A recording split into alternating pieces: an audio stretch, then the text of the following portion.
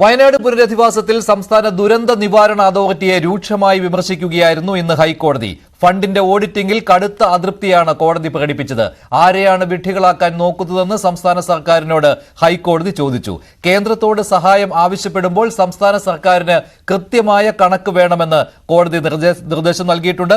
അതേസമയം തന്നെ കേന്ദ്രത്തെ കുറ്റപ്പെടുത്തുന്നത് നിർത്തണമെന്നും ഹൈക്കോടതിയുടെ മുന്നറിയിപ്പുണ്ട്. 677 കോടി രൂപ SDRF ഫണ്ടിൽ ഉണ്ടോ എന്ന് സംസ്ഥാനത്തിന് ഉറപ്പില്ല എന്നും ഹൈക്കോടതിയുടെ വിമർശനത്തിലുണ്ട്.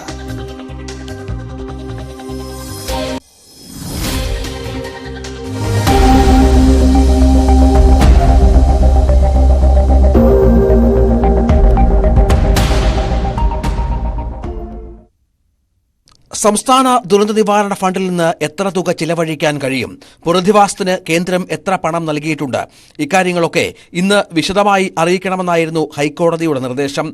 ദുരന്ത നിവാരണ വകുപ്പിന്റെ ഓഡിറ്റ് ഓഫീസർ നേരിട്ട് ഹൈക്കോടതിയിൽ ഹാജരായി.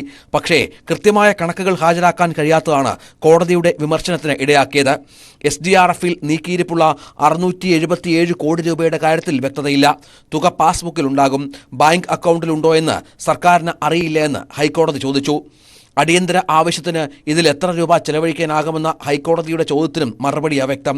ഫണ്ടിൽ വ്യക്തത വരുത്താൻ 2 ദിവസം സാവകാശം വേണമെന്ന് സർക്കാർ അഭ്യർത്ഥിച്ചു. പുനരധിവാസത്തിന് 677 കോടി രൂപ മതിയായതല്ലെന്ന് ബോധ്യമുണ്ടെന്നും ഹൈക്കോടതി നിരീക്ഷിച്ചു. SDRF ഫണ്ടിൽ വ്യക്തത വരുത്താൻ വ്യാഴാഴ്ച വരെ സാവകാശം അനുവദിച്ചു. വയനാടിനു വേണ്ടി സംസ്ഥാന സർക്കാർ എത്ര തുക ചെലവഴിച്ചു എന്നതും കൃത്യമല്ലെന്ന് പറഞ്ഞ കോടതി കേന്ദ്രത്തെ കുറ്റപ്പെടുത്തുന്നത് അവസാനിപ്പിക്കുമെന്നും സംസ്ഥാനത്തോട് ആവശ്യപ്പെട്ടു. ന്യൂസ് 18 കൊച്ചി.